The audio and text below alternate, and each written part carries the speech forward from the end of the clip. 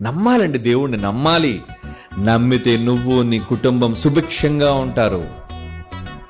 అందుకే నా భోజనం బల్లపు చుట్టూ నా పిల్లలు ఒలీవ మొక్కల్లా ఉన్నారు. ఎందుకున్నారు? నువ్వు కూర్చుంటే నీ చుట్టూ నీ పిల్లలందరూ కూర్చున్నారంటే ఏంటి? అదేనండి ఆశీర్వాదం, అదేనండి దేవుడు అనుగ్రహించే వరం. నువ్వు, నీ భార్య, నీ పిల్లలు సరదాగా భోజనం చేయగలుగుతున్న, నవ్వుకొని ఇంట్లో మాట్లాడగలుగుతున్నారంటే అది దేవుడు ఇచ్చిన కృపాక్షేమం. మర్చిపోకండి, ఇప్పటివరకు క్షేమం ఇచ్చాడు. ఈ మాటలు విన్నారుగా. ఇప్పుడు కానీ దేవుని కోసం మీరు బ్రతకలేదో, దేవుడు పని చెయ్యలేదు, ఆయన నామ ఘనత కోసం మీరు ఆలోచించలేదు, కృప ఉండదు, క్షేమం ఉండదు. ఆయన నామ ఘనత కొరకు ఒక మందిరాన్ని కట్టిస్తారా? ఒక దేవుని పనిని చేస్తారా? ఏమండి, ఒక సత్కార్యాన్ని చేస్తారా? ఒక దాన ధర్మ కార్యక్రమాన్ని చేస్తారా?